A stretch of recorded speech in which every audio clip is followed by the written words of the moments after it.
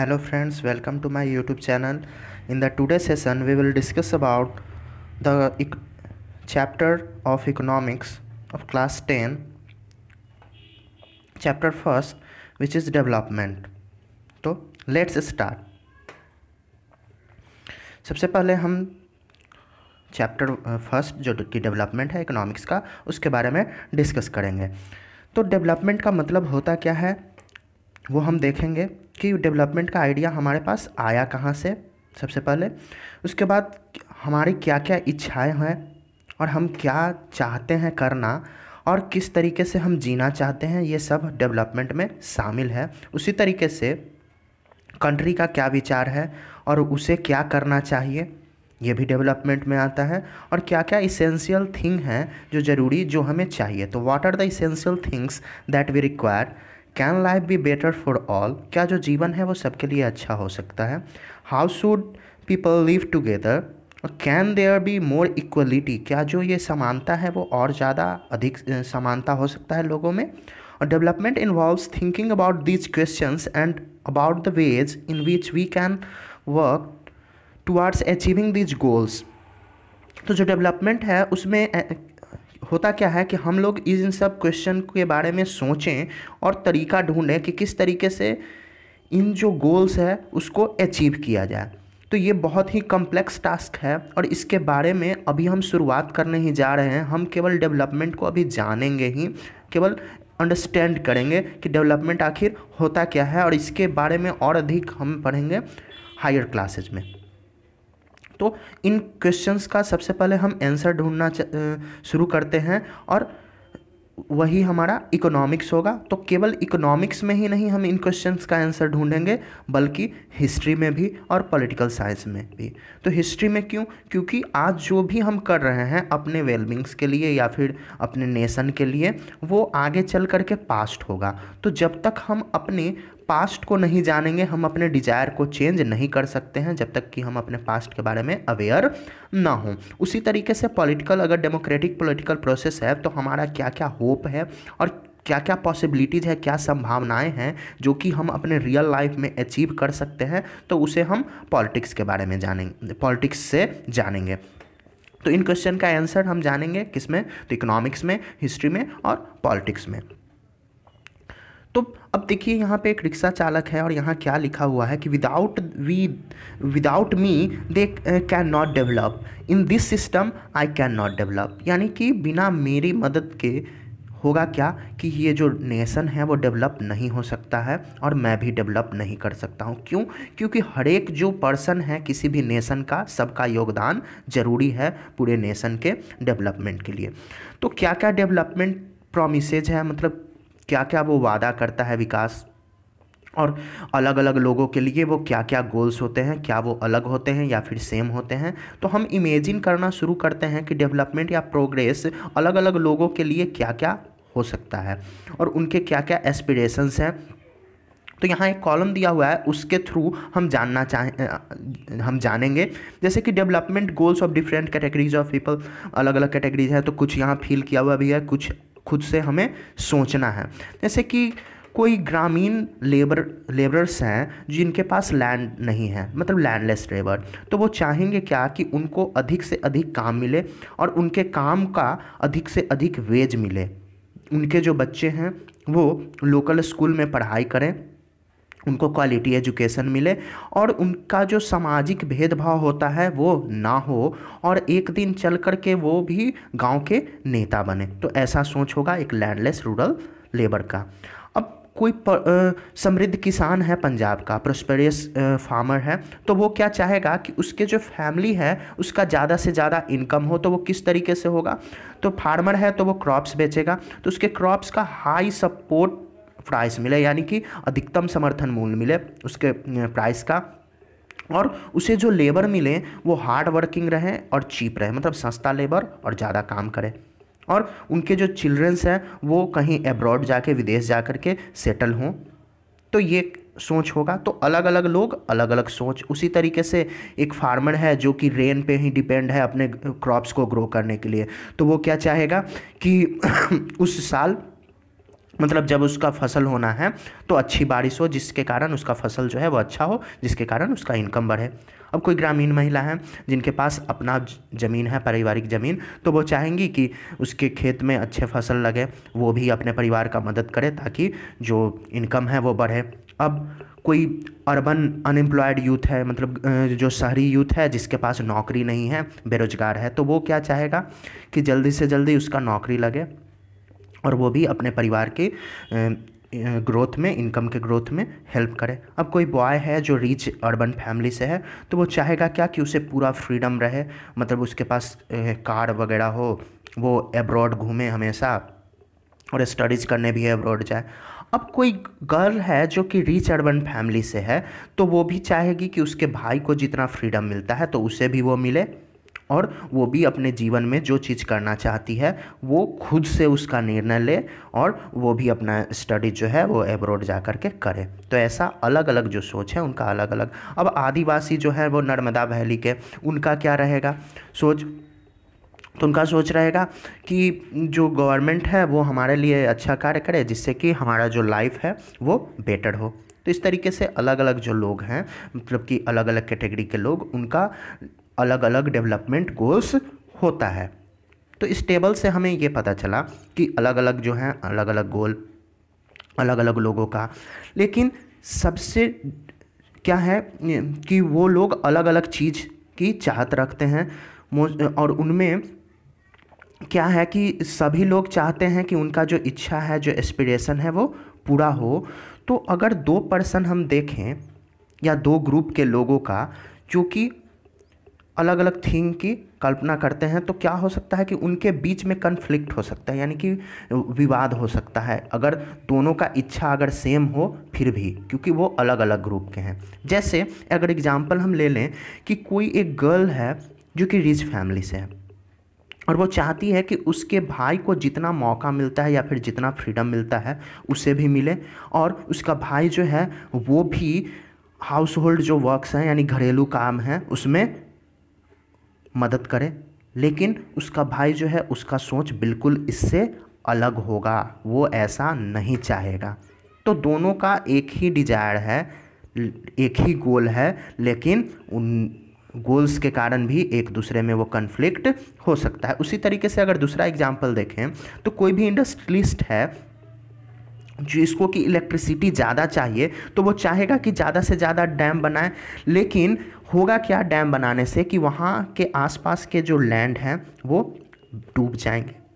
Dam बनेगा तो आसपास के लैंड डूब जाएंगे, और वहाँ रहने वाले जो लोग हैं उन्हें दूसरे जगह जाना होगा, जैसे कि जंगलों में रहने वाले जो ट्राइबल जो जनजाति होते हैं उन्हें।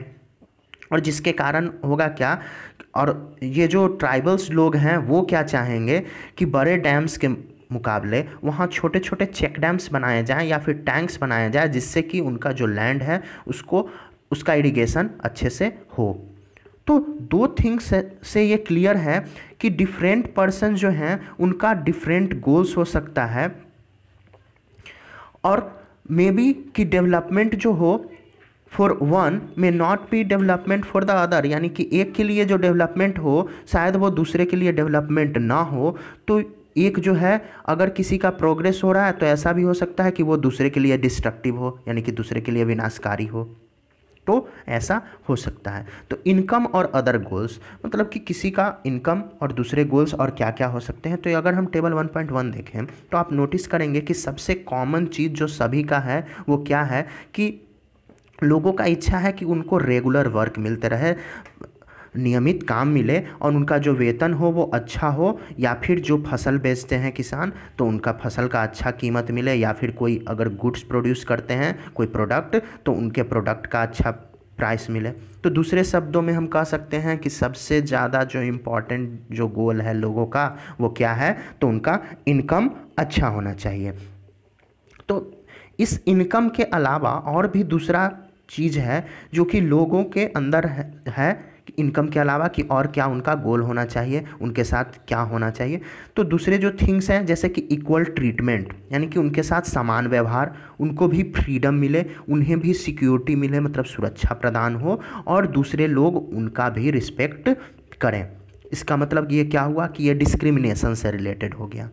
तो जितने जो ये सब हैं, ये सब के सब इम्पॉर्टेंट गोल्स हैं। तो कुछ केस में ये अधिक इम्पॉर्टेंट हो जाते हैं इनकम के कंपैरिजन में अगर हम देखें तो, यानी कि मटेरियल गुड से ज़्यादा इम्पॉर्टेंट ये जो हमारे जैसे कि treatment, equal treatment, freedom, security और रिस्पेक्ट ऑफ अदर्स जो है वो इनकम के कंपैरिजन ज़्यादा इम्पॉर्टेंट कहीं कहीं हो जाते हैं। जैसे मनी या मटेरियल थिंग जो है उससे हम लोग क्या कर सकते हैं कि केवल कोई सामान खरीद सकते हैं, तो ये एक अलग फैक्टर है जिस पे कि हमारा लाइफ डिपेंड है। लेकिन जो क्वालिटी है हमारे लाइफ का वो नॉन मटेरियल थिंग्स पे डिपेंड करता है, जो कि यहाँ बताया गया है। और यदि आप इससे सहमत ना हो तो सोच करके देखिए कि सभी लोग चाहते हैं कि आपके जीवन में एक दोस्त हो। आपकी भी इच्छा होगी कि हाँ कोई किसी से फ्रेंडशिप करें। उसी तरीके से बहुत सारे जो चीज़ हैं वो इजीली हम लोग मेजर्ड नहीं कर सकते हैं, लेकिन हमारे जीवन में उसका बहुत ही इम्पॉर्टेंट रोल होता है और कभी कभी इसे इग्नोर करके भी हम लोग चलते हैं। अब यहाँ एक जो फिगर दिया हुआ है इसमें कर क्या रहे हैं कि जो नर्मदा नदी पर जो सरदार सरोवर डैम जो बना हुआ है उसका हाइट को और रेज करने का बात हो रहा है गवर्नमेंट के द्वारा। तो ये यहाँ जो भीड़ इकट्ठी है वो उसका विरोध कर रही है। अब उसको हम आगे देखते हैं।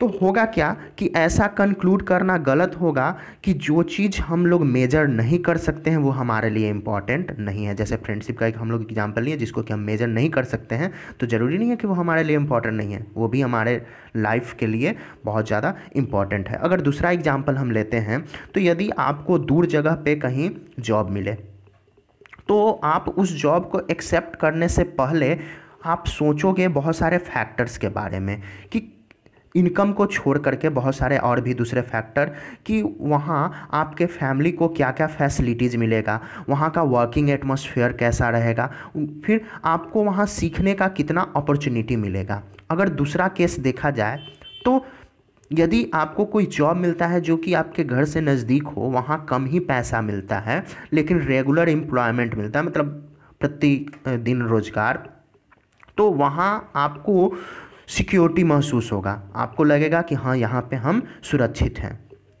और जबकि दूसरा जॉब जो है जिसमें कि ज़्यादा पैसा मिल रहा है लेकिन वहाँ जॉब सिक्योरिटी नहीं है और आप अपने फैमिली को उतना टाइम नहीं दे पा रहे हो, तो आपको लगेगा कि वहाँ क्या है कि सेंस ऑफ सिक्योरिटी भी नहीं है और फ्रीडम जो है वो भी हमें कम मिल रहा है। तो इस तरीके से देखा जाए तो डेवलपमेंट जो है लोगों का वो मिक्स ऑफ गोल्स है, यानी कि गोल्स जो है उसका मिक्सचर। केवल एक गोल को लेकर के हम किसी भी इंसान का या फिर किसी भी कंट्री के डेवलपमेंट को मेज़र नहीं कर सकते हैं। और ये सही है। और एग्जाम्पल से अगर देखा जाए कि वैसे वोमेन जो कि पेड वर्क्स में, मतलब जिनको काम के बदले पैसा मिलता है, अगर उसमें वो इंगेज्ड हैं, लगी हुई हैं, तो घर में भी और सोसाइटी में भी उनका जो मान सम्मान है वो बढ़ जाता है। लेकिन और उनका घर के जो वर्क हैं उसमें भी शेयरिंग अधिक होता है, वो शेयर करती हैं और बाहर भी लोग जो कामकाजी महिलाएं हैं उनको ज़्यादा महत्व देते हैं।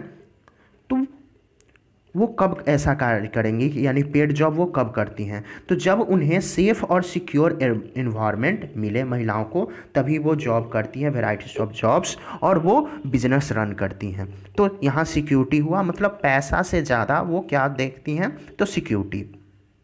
तो इस तरीके से अगर देखा जाए कि डेवलपमेंट गोल्स जो है लोगों का वो केवल बेटर इनकम ही नहीं है, बल्कि और भी दूसरे चीज़ हैं जो कि लाइफ में बहुत महत्व रखते हैं। अब नेक्स्ट जो पॉइंट है वो है नेशनल डेवलपमेंट, यानी कि राष्ट्रीय विकास। तो यदि ऊपर वाले एग्जाम्पल से हम लोग देखें तो इंडिविजुअल जो है, मतलब अलग अलग इंसान, उनके अलग अलग गोल्स हैं और उनके गोल्स जो हैं वो नेशन डेवलपमेंट से, यानी कि राष्ट्र का जो विकास का गोल है उससे हो सकता है कि वो अलग हो। तो इनको अब हम डिस्कस करेंगे किसके रिलेशन में, तो इंडिया के रिलेशन में, कि इंडिया को डेवलपमेंट के लिए क्या चाहिए। तो अगर हम देखें तो डिफरेंट स्टूडेंट्स, जैसे कि अगर हम एग्जांपल ले लें क्लास का ही, तो अलग अलग स्टूडेंट जो हैं वो अलग अलग आंसर देंगे, मतलब अलग अलग क्लास के स्टूडेंट्स अलग अलग आंसर देंगे ये जो ऊपर क्वेश्चन पूछा गया है उसका। तो आप सोच सकते हो कि अलग अलग आंसर जो है और उसके बारे में भी वो श्योर नहीं होंगे कि हमारा जो आंसर है वो सही ही है। तो बहुत इम्पॉर्टेंट चीज़ है माइंड में रखने का कि अलग अलग पर्सन जो हैं वो कंट्रीज़ के डेवलपमेंट पे वो कन्फ्लिक्ट कर सकते हैं, यानी कि किसी के लिए जो कंट्री का डेवलपमेंट का जो गोल है वो सही होगा और किसी के लिए जो है वो लगेगा कि नहीं, ये जो कंट्री का डेवलपमेंट है वो मेरे लिए सही नहीं हो सकता है, क्योंकि ये जो कार्य है उससे मुझे हानि हो सकती है। लेकिन जितने भी आइडिया हैं सभी को इक्वली इम्पोर्टेंस देना ज़रूरी है, ज़रूरी हो सकता है। या फिर ऐसा हो सकता है कि कॉन्फ्लिक्ट्स हो ये डिसाइड करने में कि कौन सा जो गोल है वो इम्पॉर्टेंट है। तो सबसे फेयर और सही पाथ क्या है जिसको कि चुना जाए और सरकार जो है उस चीज़ को लेकर के कंट्री के डेवलपमेंट का प्लान बनाए। तो सरकार देखती क्या है या फिर हम भी क्या देखेंगे कि वैसा आइडिया जिससे कि लार्ज नंबर ऑफ पीपल को बेनिफिट हो, ना कि किसी छोटे से स्मॉल ग्रुप को। तो नेशनल डेवलपमेंट इन्हीं क्वेश्चंस को सोच करके चलता है कि अधिक से अधिक लोगों का जो प्रॉब्लम है उसी को सॉल्व किया जाए। तो अब नेक्स्ट हम देखेंगे कि किस तरीके से डिफरेंट कंट्रीज और स्टेट को हम कंपेयर कर सकते हैं उनके डेवलपमेंट के आधार पे, मतलब कैसे हम उनको आंकेंगे कि हाँ वो डेवलप्ड हैं या फिर अंडर डेवलप्ड हैं। तो यदि डेवलपमेंट देखा जाए तो वो अलग चीज़ है, कुछ कंट्रीज जो हैं वो डेवलप्ड हैं और कुछ जो हैं वो अंडर डेवलप्ड हैं। तो हम दूसरे क्वेश्चंस पे आने से पहले हम इस पे आते हैं। तो हम कंपेयर करेंगे अलग अलग चीज़ों को, कुछ समानताओं को और कुछ विभिन्नताओं को भी कि क्या क्या उनमें डिफरेंस है, क्या क्या सिमिलरिटीज़ हैं। तो हम कंपेयर कर, अब इन चीज़ों को हम किस एस्पेक्ट्स पे, किस आधार पे कंपेयर करेंगे। तो अगर क्लास में ही हम लोग देखें स्टूडेंट्स के कंपैरिजन को, तो हम स्टूडेंट्स को कैसे कंपेयर कर सकते हैं? क्या हम उनके कंपेयर कर सकते हैं हाइट के अकॉर्डिंग? तो उनके अलग अलग हाइट हैं, हेल्थ अलग अलग है, टैलेंट्स अलग है, इंटरेस्ट अलग है। तो ऐसा हो सकता है कि कोई हेल्दीएस्ट स्टूडेंट है वो ज़रूरी नहीं है कि स्टडी में भी अच्छा हो, या फिर कोई बहुत ही इंटेलिजेंट स्टूडेंट है तो ऐसा नहीं कि उसके फ्रेंड्स भी बहुत ज़्यादा हों, मतलब सबसे वो दोस्ताना पूर्वक व्यवहार करे। तो इस तरीके से हम अब स्टूडेंट्स को कैसे कंपेयर करें कि कौन जो है वो बेटर हैं। तो क्राइटेरिया जो है वो डिपेंड करता है कि किस पर्पस के लिए हम कंपैरिजन कर रहे हैं उस पे, यानी कि जिस पर्पस के लिए हम कंपैरिजन कर रहे हैं उस पर्पस को ध्यान में रखते हुए हमें कंपैरिजन करना होगा। तो डिफरेंट क्राइटेरिया है, जैसे कि अगर स्पोर्ट्स टीम के लिए हमें स्टूडेंट्स को चुनना है तो उसके हिसाब से स्पोर्ट्स में क्या क्या क्राइटेरिया है उसके हिसाब से हम चुनेंगे। अगर किसी डिबेट टीम के लिए तो उसके हिसाब से, अगर म्यूजिक टीम के लिए तो उसके हिसाब से, या फिर वैसे टीम के लिए जो कि पिकनिक ऑर्गेनाइज करे तो किस में वो काबिलियत है उसके हिसाब से हम स्टूडेंट्स का सिलेक्शन करेंगे। तो कुछ पर्पस के लिए तो हम चुन सकते हैं, लेकिन अगर ऑल राउंड प्रोग्रेस देखना है किसी भी क्लास के सभी चिल्ड्रेन का, तब हम कैसे करेंगे? तो इसके लिए हम एक या एक से अधिक जो इम्पॉर्टेंट कैरेक्टरिस्टिक्स है जिसके हिसाब से पर्सन को कंपेयर कर सकते हैं, उन कैरेक्टरिस्टिक्स को ध्यान में रखेंगे और उसके बाद करेंगे। लेकिन ऐसा नहीं है कि ये जो है जो डिफरेंस हो, उनके बीच में डिफरेंस हो वो इम्पॉर्टेंट कैरेक्टरिस्टिक्स हो जिसके बेसिस पे हम कंपैरिजन कर रहे हैं। जैसे कि फ्रेंडलीनेस, यानी कि अगर किसी का दोस्त नहीं है, किसी का दोस्त है और जो स्पिरिट ऑफ कोऑपरेशन है, किसी का मदद करने का भावना, वो किसी एक ही स्टूडेंट में हो, या फिर क्रिएटिविटी और मार्क्स सिक्योर्ड, मान लीजिए कि कोई क्रिएटिविटी है किसी में लेकिन वो उतना अच्छा मार्क्स सिक्योर्ड नहीं कर सकता है। तो ट्रू ये सब जो भी चीज़ है वो डेवलपमेंट के हिसाब से भी सही है। तो अगर हम कंट्री का ही कंपेयर कर रहे हैं उनके इनकम को कंसीडर करके, तो मोस्ट इम्पॉर्टेंट इसको मानते हैं और इनकम में हम कंपेयर करेंगे कि वैसे कंट्री जिसका कि हायर इनकम है उसे हम कहते हैं कि वो जो कंट्री है वो मोर डेवलप्ड है उनके कंपैरिजन में जिसका कि इनकम कम है। और ये बेस्ड है हम लोगों के समझ पे कि हम लोग ये समझते हैं कि अगर किसी भी इंसान का या किसी भी जगह के इंसान का इनकम अगर अधिक हो तो वो अपने ज़रूरतों को अधिक से अधिक पूरा कर सकते हैं। तो क्या जो लोग हैं वहाँ के वो भी ऐसा मतलब चाहते हैं और उनका जो इनकम हो वो ग्रेटर हो। तो ग्रेटर इनकम जो है उसी को हम केवल कंसीडर नहीं कर सकते हैं इम्पोर्टेंट गोल में। तो अब किसी कंट्री का इनकम क्या होता है, और इनकम जो है किसी कंट्री का वो उसके सभी रेसिडेंट्स का इनकम होता है। जो किसी कंट्री का इनकम है वो उसके सभी रेसिडेंट्स यानी कि वहाँ जितने भी निवासी रह रहे हैं सबका इनकम होता है, और ये हमें उस कंट्री का टोटल इनकम देता है। लेकिन यदि हम कंपैरिजन कर रहे हैं दो कंट्री का तो टोटल इनकम को इस तरीके से नहीं हम देख सकते, क्योंकि ये यूजफुल मेजर नहीं होगा, क्योंकि कोई जो कंट्री है वहाँ का पॉपुलेशन अलग है दूसरे कंट्री के कंपैरिजन में। तो हम इस तरीके से कंपैरिजन नहीं करते हैं। तो हम करते क्या हैं कि एवरेज पर्सन इनकम को देखते हैं। तो क्या जो किसी कंट्री का जो पर्सन है वो बेटर है दूसरे कंट्री से, तो इस तरीके से हम कंपेयर करेंगे कैसे, तो उनके एवरेज इनकम से। तो ये जो है कि क्या है कि total country income divided by its population. तो हमें जो मिलेगा वो हमारा एवरेज इनकम होगा, और एवरेज इनकम को ही हम कहते हैं पर कैपिटा इनकम यानी प्रति व्यक्ति आय। तो इसको कैसे कैलकुलेट करेंगे, तो उस कंट्री का total income divided by total residents. तो वर्ल्ड डेवलपमेंट रिपोर्ट्स के हिसाब से भी और वर्ल्ड बैंक ने भी इस क्राइटेरिया को सेटिस्फाई किया है कि किसी भी कंट्री को डेवलप देखना, तो हम इस तरीके से उनके एवरेज इनकम के हिसाब से कंपेयर कर सकते हैं। और उसने एक डाटा दिया है जिसके कारण हम बता सकते हैं कि कौन सा कंट्री डेवलप्ड है, कौन अंडर डेवलप्ड है, कौन लो इनकम का है। तो उसने डाटा क्या दिया है कि जो कंट्री जिसका कि पर कैपिटा इनकम यानी प्रति व्यक्ति आय $12,236 US हो पर एनम या फिर उससे अधिक 2016 के हिसाब से, तो वो कंट्री जो है वो रिच माना जाएगा। और वैसा कंट्री जिसका कि पर कैपिटा इनकम 1005 US या फिर उससे कम हो उसे लो इनकम कंट्री कहा जाएगा। तो इंडिया जो है वो लो मिडिल इनकम कंट्री में आता है, क्योंकि इसका पर कैपिटा इनकम 2016 के हिसाब से केवल 1840 US पर एनम था। तो जो रिच कंट्रीज हैं मतलब मिडिल ईस्ट को छोड़ करके बहुत सारे जो छोटे कंट्री हैं वो भी डेवलप्ड कंट्री हैं, क्योंकि वहाँ पॉपुलेशन कम है तो इनकम ज़्यादा है।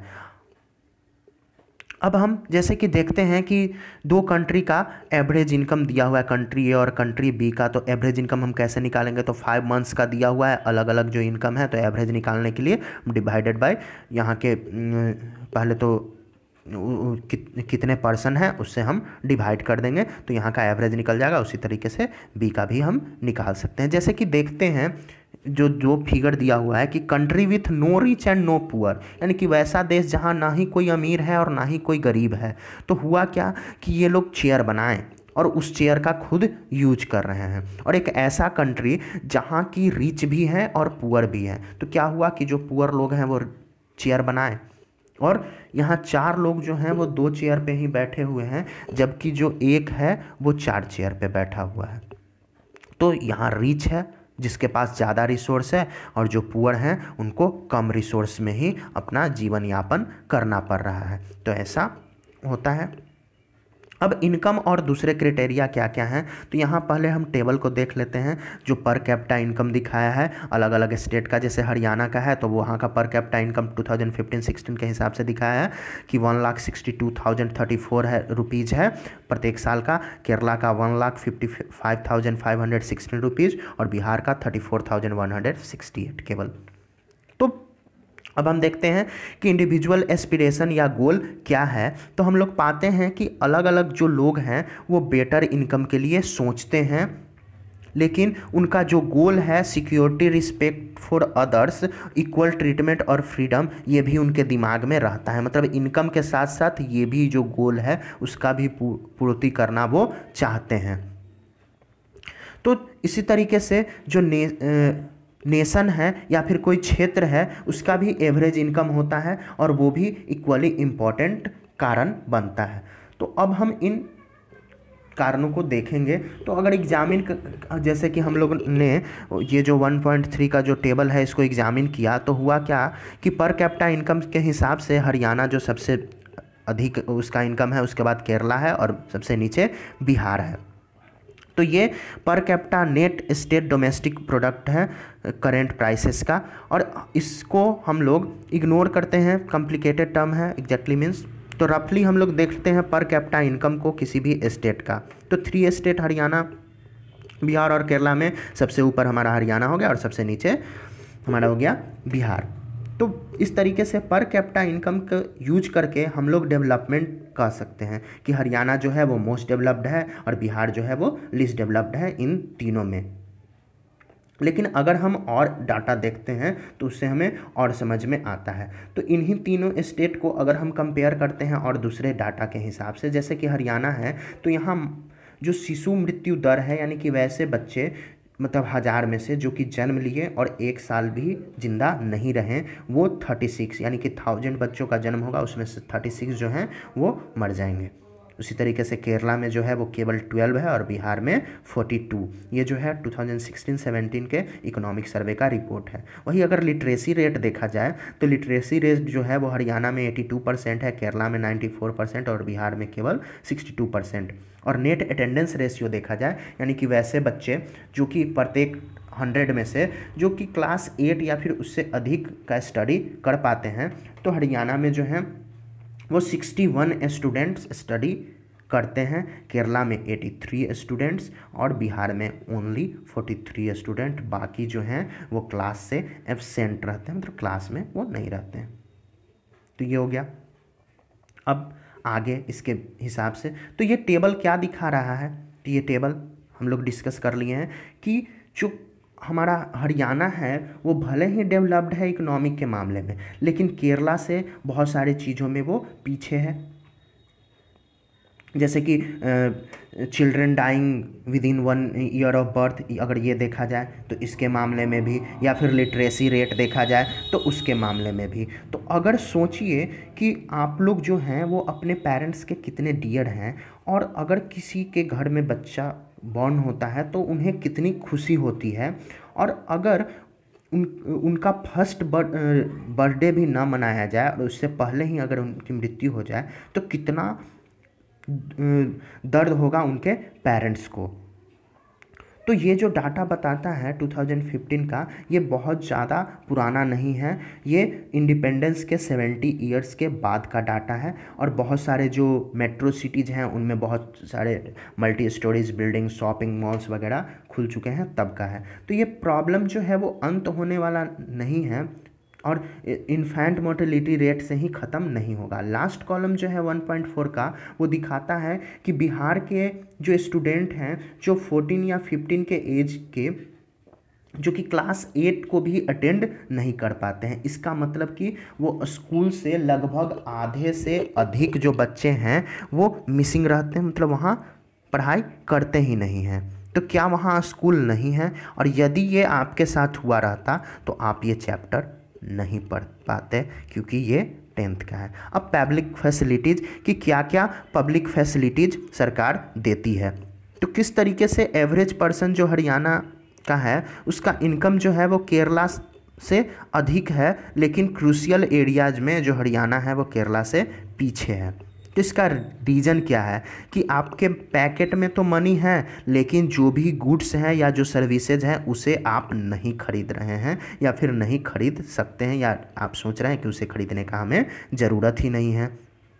तो इनकम जो है वो कम्प्लीटली हमें एडिक्वेट इंडिकेटर नहीं है किसी भी जगह के डेवलप्ड होने का, क्योंकि गुड्स और सर्विसेज जो हैं वो हम लोग यूज कर ही नहीं पा रहे हैं। जैसे कि एग्जांपल से अगर देखा जाए कि आपका मनी जो है वो पॉल्यूशन फ्री इन्वायरमेंट आपके लिए नहीं खरीद सकता है, या फिर आपका जो एज बढ़ रहा है उसको रोकने के लिए कोई दवाई आप पैसे से नहीं खरीद सकते हैं, या फिर आप अपने कम्युनिटी को उस कम्युनिटी में नहीं शिफ्ट कर सकते हैं जहाँ की ये सुविधाएं अवेलेबल है अगर आपके पास पैसा है फिर भी। तो मनी जो है वो आपको इन्फेक्शियस डिजीज़ से प्रोटेक्ट नहीं कर सकता है। अगर आपके पास ऐसा कि बहुत सारा पैसा है तो आप संक्रमित नहीं होंगे, ऐसा नहीं है।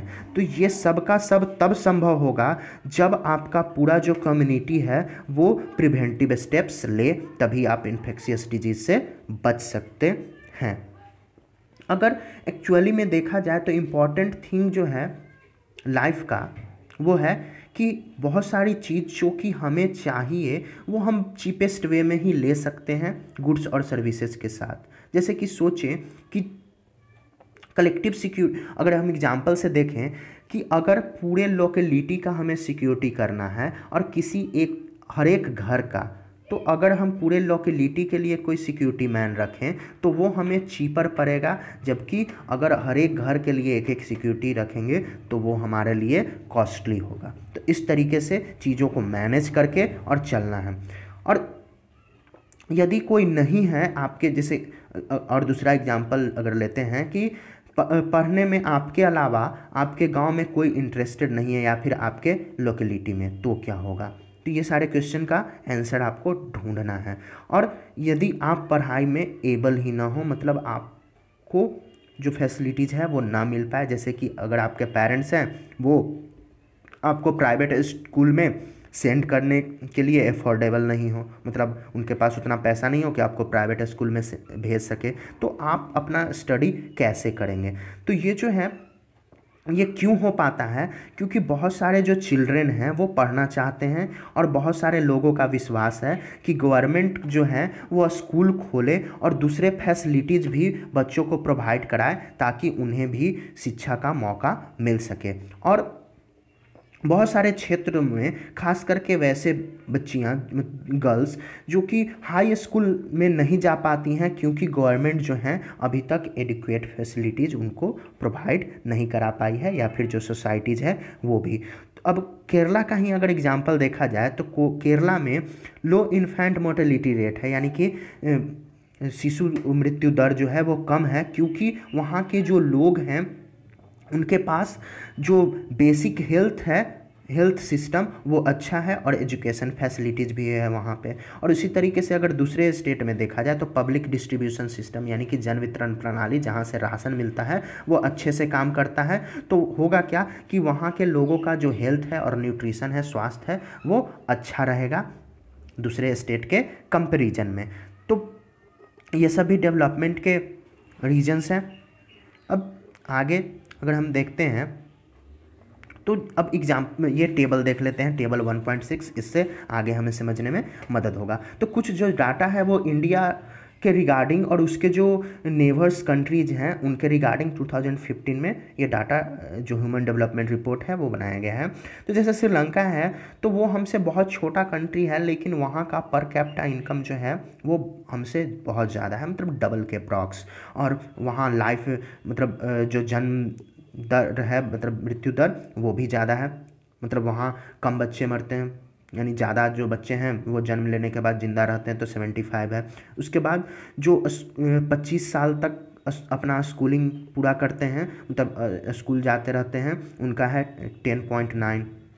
उसी तरीके से SDI रैंक जो है वर्ल्ड का वो 73 ही है, जबकि इंडिया का अगर देखा जाए तो वो बहुत ज़्यादा है, यानी ह्यूमन डेवलपमेंट इंडेक्स 73 है, यानी कि इंडिया से वो ऊपर है, ज़्यादा विकास करता है श्रीलंका। और इंडिया का देखा जाए तो पर कैपिटा इनकम भी कम है, लाइफ एक्सपेक्टेंसी बर्थ रेट जो है वो भी कम है, और स्कूलिंग जो लोगों का है वो भी कम है, और HDI जो रैंक है वो ज़्यादा है, यानी कि इंडिया जो नीचे आता है। और कुछ ऐसे कंट्रीज जो इंडिया के नेबर ही हैं वो पर कैपिटा इनकम में तो इंडिया से कम है लेकिन बाकी मामले में ज़्यादा है, जैसे कि नेपाल और बांग्लादेश का लिया जाए तो वो पर कैपिटा इनकम के हिसाब से इंडिया से कम है उसका, लेकिन अगर लाइफ एक्सपेक्टेंसी एट बर्थ देखा जाए तो इंडिया से ज़्यादा 70 और 72 है। तो ये कुछ है। अब आपके तो ये सारा चीज़ यहाँ दिया हुआ है जो मैंने आपको अभी बताया। अब नेक्स्ट जो है वो सस्टेनेबिलिटी ऑफ डेवलपमेंट, यानी कि जो हमारा विकास है उसको हम सस्टेन करके रख सकते हैं कि नहीं, मतलब आगे के लिए उसको सस्टेन कर सकते हैं।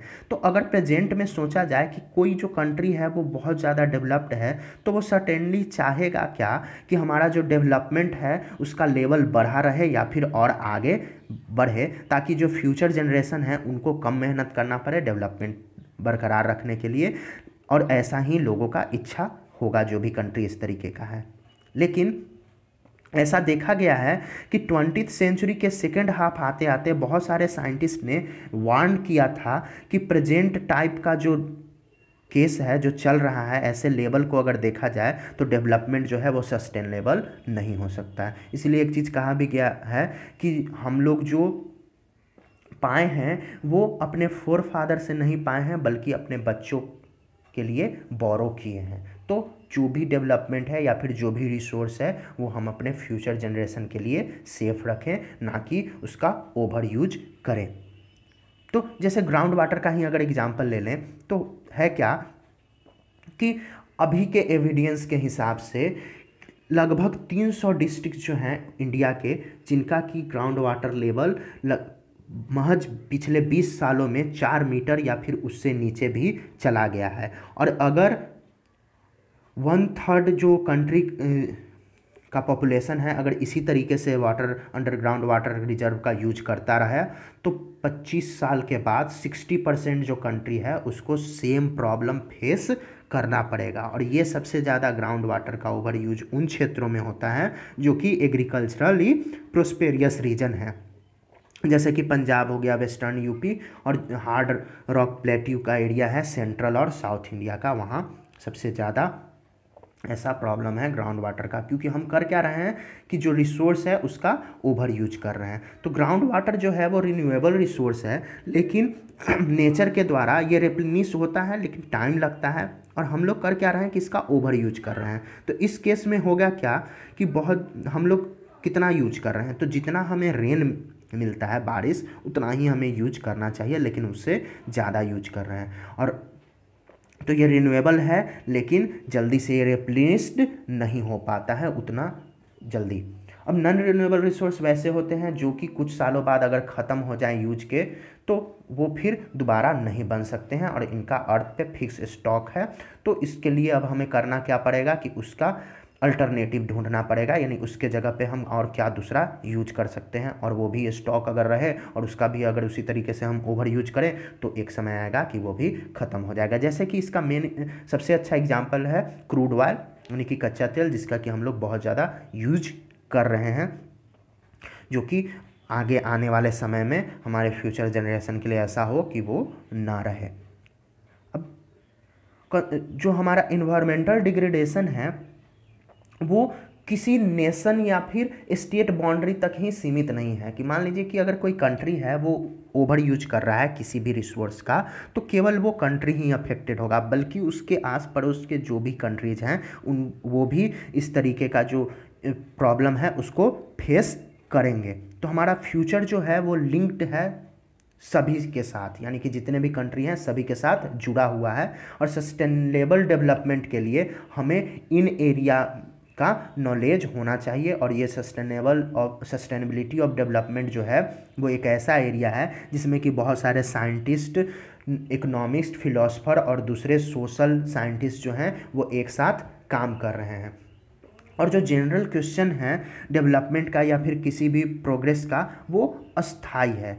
और एक टाइम में अगर देखा जाए तो कोई भी जो मेंबर है किसी भी सोसाइटी का या इंडिविजुअल का, वो पूछ सकता है कि हमें क्या चाहिए या फिर हमारी इच्छा क्या है या हमारा गोल्स क्या है। और तब हमारे जो डेवलपमेंट का इशू है, जो डिबेट है, वो कंटिन्यू हो जाएगा। तो यहाँ आपका जो डेवलपमेंट का चैप्टर था वो समाप्त होता है, इकोनॉमिक्स का फर्स्ट चैप्टर। धन्यवाद।